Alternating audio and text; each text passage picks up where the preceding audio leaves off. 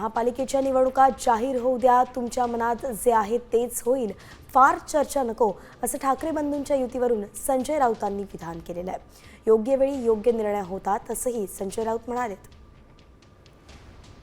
आता चर्चा फार झाली आणि होते, म्हणजे माननीय उद्धव ठाकरे, माननीय राज ठाकरे एकत्र येतील का आणि पुढे काय करतील। मला वाटतं त्याला महानगरपालिका निवडणुका अजून जाहीर झालेल्या नाहीत, त्या जाहीर होऊ द्या।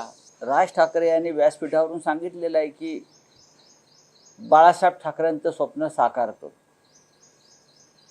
आणि माननीय उद्धव ठाकरे म्हणालेले आहेत लोकांच्या मनात जे आहे किंवा महाराष्ट्राच्या मनात जे आहे ते होईल आणि तुमच्या मनात जे आहे ते होईल।